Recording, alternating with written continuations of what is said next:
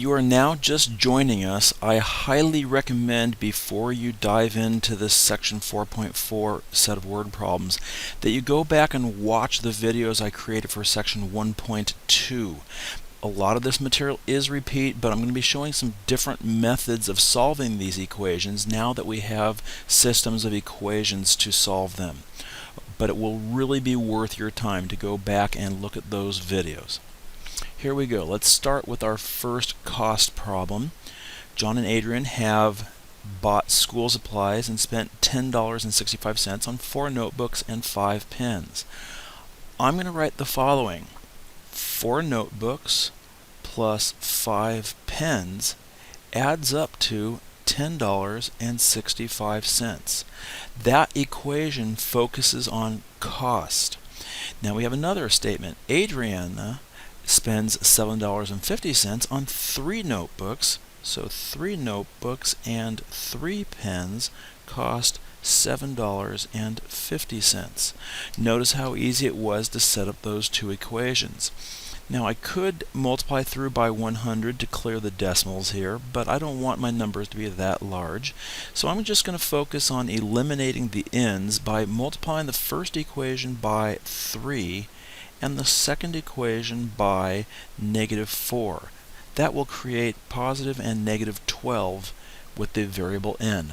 Our new system is 12n plus 15p is equal to 31.95, and the second equation, -12n minus 12p is equal to -30. I'll write 0.00 there.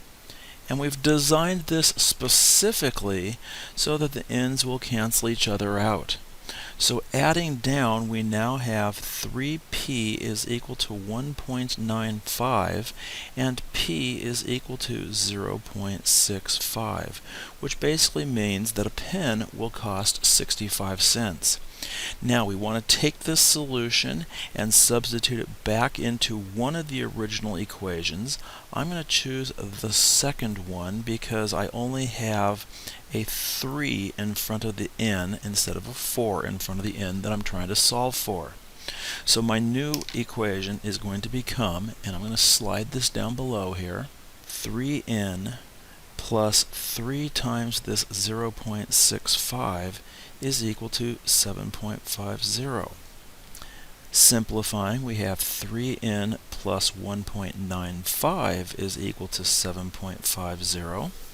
Subtracting 1.95 on each side leaves us with 3n is equal to 5.55, and therefore n, the cost of a notebook, will be $1.85. Now I showed you previously a way to solve mixture problems without using the tables that your book uses, and I had said let's set up these mixing vials or test tubes or whatever and put the prices or the percents on the top and put the amounts down on the bottom. And in the case that there is a total value given to you, the total value will be in the upper right corner. And what you will do is you will go top times bottom plus top times bottom equals top times bottom to set up one equation, or if there's a total you won't go top times bottom at the far right. And the second equation is found by adding across the bottom values in the case that there are 2 variables in the system. Now let's apply this procedure. We're going to have our 2 mixing containers here, and I like to draw a little liquid level in them. How much? 30%. Well, percentage goes on the top. How much of it? I don't know. There's my variable x. Should be added to 10% acid solution. How much of it? I don't know. I'm going to use the variable y to make 100 milliliters. That is an amount of a 12% acid solution. Notice how this 12% falls between the other two. It is a percentage or rate just like the other two. And instead of writing these as 0.3, 0.1, and 0.12, I'm going to leave the percentage sign on. And when I go to write the equation, I can just ignore that percent sign, especially when I'm going to be multiplying through by 100. That would just give me 30, 10, and 12. So my first equation, multiplying top and bottom, gives me 30x plus 10y is equal to 1,200. And the second equation, which we get just straight across the bottom, is x plus y equals 100. And that is the system we want to solve for this problem. Now the question is, do you want to use substitution or elimination?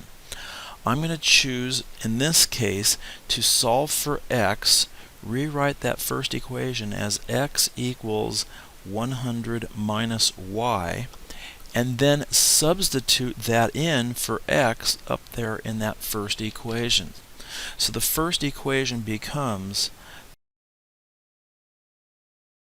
y is equal to 90, and that means there will be 90 milliliters of, we go back up to the problem, notice that y goes with the 10%, and that will be our, of the 10% acid solution.